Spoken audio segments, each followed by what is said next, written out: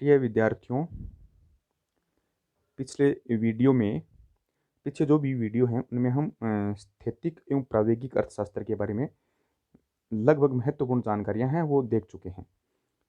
स्थैतिक अर्थशास्त्र की परिभाषा, उसका क्षेत्र, उसकी विशेषताएं और उसका जो क्षेत्र है उसके बारे में पढ़ चुके हैं। स्थैतिक अर्थशास्त्र के प्रकार के बारे में पढ़ चुके हैं। प्रायोगिक अर्थशास्त्र का अर्थ, उसकी परिभाषाएं, उसकी विशेषताएं और प्रायोगिक अर्थशास्त्र के प्रकार, प्रायोगिक अर्थशास्त्र का क्षेत्र और प्रायोगिक अर्थशास्त्र के महत्व एवं आवश्यकता के बारे में पीछे की वीडियो में हम अध्ययन कर चुके हैं। अब हम पढ़ेंगे स्थैतिक एवं प्रायोगिक अर्थशास्त्र में अंतर क्या है। तो स्थैतिक या स्थिर विश्लेषण और प्रायोगिक या गतिशील विश्लेषण। तो जो स्थैतिक या स्थिर विश्लेषण है, इसमें स्थिर अर्थशास्त्र का अध्ययन किया जाता है। जो स्थैतिक या स्थिर विश्लेषण में, उसमें स्थिर अर्थशास्त्र का अध्ययन किया जाता है। यहाँ पे स्थिर का मतलब जड़ अवस्था से नहीं है। स्थिर का मतलब है कि अर्थव्यवस्था में परिवर्तन तो होता है, लेकिन जो परिवर्तन की दर है वो समान रहती है। फिर है प्रायोगिक या गतिशील विश्लेषण। तो प्रायोगिक या गतिशील विश्लेषण में परिवर्तनशील अर्थशास्त्र का अध्ययन किया जाता है। यहाँ में परिवर्तनशील का मतलब ये हो गया कि जो अर्थव्यवस्था में परिवर्तन हो रही है, उस परिवर्तन की प्रक्रिया से है। फिर है जो स्थैतिक या स्थिर विश्लेषण है, उसके अंतर्गत केवल संतुलन की जो अंतिम स्थिति है या अंतिम तिथि है या फाइनल इक्विलिब्रियम है, उसका निर्धारण करना होता है। जबकि प्रायोगिक या गतिशील विश्लेषण है, इसके अंतर्गत समय के उत्तरोत्तर क्षणों की विभिन्न अवस्थाओं में आंशिक संतुलन का पता लगाना पड़ता है कि कब कौन से समय पर किस प्रकार का संतुलन हुआ। इसमें जो स्थैतिक या स्थिर विश्लेषण है, इसमें तो केवल अंतिम संतुलन का पता लगाना होता है। जबकि प्रायोगिक या गतिशील विश्लेषण है, उसमें जो समय अंतराल है, उस समय अंतराल पर विभिन्न जो संतुलन होते हैं, उन संतुलनों का पता लगाना पड़ता है। फिर जो स्थैतिक या स्थिर विश्लेषण है, इसमें अनेक अवास्तविक मान्यताएं होती है और यह काल्पनिक है। जबकि प्रायोगिक या गतिशील विश्लेषण में अवास्तविक मान्यताओं का यथासंभव परित्याग कर दिया जाता है या उनको छोड़ दिया जाता है और यह अधिक व्यावहारिक है। स्थैतिक या स्थिर विश्लेषण में समय तत्व का कोई विशेष महत्व नहीं होता है। यानी कि स्थैतिक या जो स्थिर विश्लेषण है, उसमें समय तत्व है, उसका कोई विशेष महत्व है, उसको नहीं दिया जाता। जबकि प्रायोगिक या गतिशील विश्लेषण में समय तत्व को प्रधानता दी जाती है। फिर है स्थैतिक या स्थिर विश्लेषण में निगमन प्रणाली है, वह काम में ली जाती है या यह विश्लेषण निगमन प्रणाली पर आधारित होता है। जबकि जो गतिशील या जो प्रायोगिक अर्थशास्त्र है, उसमें आगमन प्रणाली का अनुसरण किया जाता है। स्थैतिक या स्थिर अर्थशास्त्र में केवल संतुलन की स्थिति का अध्ययन करता है, जबकि प्रायोगिक अर्थशास्त्र में उन शक्तियों एवं क्रियाओं का अध्ययन होता है जिनसे समय अवधि में समायोजन से अंतिम संतुलन प्राप्त होता है। फिर है कि जो स्थैतिक या स्थिर अर्थशास्त्र है, यह विश्लेषण ज्ञात आंकड़ों व सूचनाओं पर आधारित होता है, यानी कि जो पहले से ज्ञात है उन पर आधारित होता है। जबकि जो प्रायोगिक विश्लेषण है, वह आंकड़ों में होने वाले परिवर्तनों और उन आंकड़ों की भी जांच करता है जिनके आधार पर हम विश्लेषण कर रहे हैं।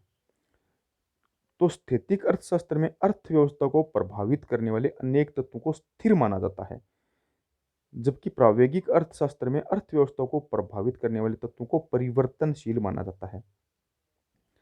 स्थैतिक अर्थशास्त्र का क्षेत्र सीमित तथा निष्कर्ष जो वास्तविकता से दूर है या वास्तविकता से परे हैं या अवास्तविक हैं। जबकि जो प्रायोगिक अर्थशास्त्र है, इसका क्षेत्र निरंतर बढ़ता जा रहा है और वास्तविक जीवन की समस्याओं के व्यवहारिक विश्लेषण में अधिक उपयोगी है।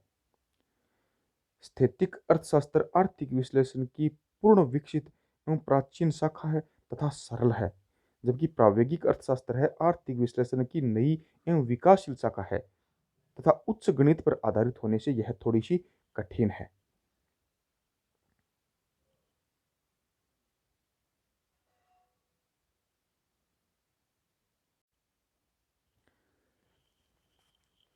स्थिर या स्थैतिक प्रायोगिक और प्रायोगिक अर्थशास्त्र में अंतर के बाद अब हम पढ़ेंगे प्रायोगिक अर्थशास्त्र की सीमाएं या उसके दोष क्या हैं। तो प्रायोगिक विश्लेषण व्यवहार में बहुत उपयोगी है, पर अत्यधिक जटिलता के कारण इसका उपयोग विशेषज्ञों तक ही सीमित है। इसमें अन्य बातों के समान रहते हुए नामक वाक्य का प्राय लोप हो जाने से विश्लेषण और अधिक जटिल बन गया है। तो जो पहला इसका दोष है या सीमा है वो है कि यह अत्यंत कठिन है। यह विश्लेषण उच्च गणित तथा इकोनोमेट्रिक्स के द्वारा ही संभव होता है। अतः यह बहुत कठिन एवं सामान्य व्यक्तियों की समझ से दूर है। केवल विशेषज्ञ ही इसका उपयोग कर सकते हैं। फिर दूसरा है परिवर्तनों की जटिलता एवं तीव्रगामी प्रकृति से प्रयोग सीमित। वास्तविक जीवन की आर्थिक समस्याओं में परिवर्तनों की गति बहुत तेज तो है ही, पर साथ साथ उनमें अनेक जटिलताएं भी है। समय तत्व इसे और जटिल बना देता है। अतः उन आर्थिक समस्याओं का प्रायोगिक विश्लेषण अत्यंत जटिल एवं पेचीदा है। वास्तविक जगत एक जटिल स्थान है, उसमें किसी भी ऐसे सिद्धांत की रचना करना जिनमें इन समस्त या अधिकांश जटिलताओं को ध्यान में रखने का प्रयास किया जाता है, तो वह किसी भी मानव मस्तिष्क की क्षमता के परे होगा। यह स्टोनियर एवं हेग के द्वारा कहे गए शब्द हैं। फिर है कि प्रायोगिक अर्थशास्त्र का अभी पूर्ण विकास नहीं हो पाया है। कहने का तात्पर्य है कि प्रायोगिक अर्थशास्त्र अभी विकासशील अवस्था में है। प्रायोगिक अर्थशास्त्र आर्थिक समस्याओं के विश्लेषण की अपेक्षा करते एक नई शाखा है। यद्यपि इसके विकास के लिए प्रोफेसर्स जो हैं या जो अर्थशास्त्री हैं वो लगे हुए हैं। बहुत सारे अर्थशास्त्रियों इसके लिए सराहनीय प्रयास किए हैं। फिर भी पर्याप्त विकास के अभाव में इसका प्रयोग विशेषज्ञों तक ही सीमित है। तो जो हमने स्थैतिक एवं प्रायोगिक विश्लेषण का निष्कर्ष जो विवेचन किया है उससे यह स्पष्ट है कि स्थैतिक और प्रायोगिक विश्लेषण दोनों में से कोई भी पूर्ण नहीं है। दोनों की अपनी अपनी सीमाएं और अपने अपने महत्व हैं। प्रायोगिक विश्लेषण अपेक्षाकृत नई शाखा है और उसका विकास वांछित स्तर तक नहीं होने से यह वास्तविक जीवन की अनेक जटिल समस्याओं के विश्लेषण में अपर्याप्त है। और स्थैतिक विश्लेषण वास्तविक जगत से परे है, अवास्तविक मान्यताओं पर आधारित है, आर्थिक व्यवहार को प्रभावित करने वाले तत्वों को अपरिवर्तनशील मानता है और इसका उपयोग भी सीमित एवं निष्कर्ष अव्यवहारिक होते हैं।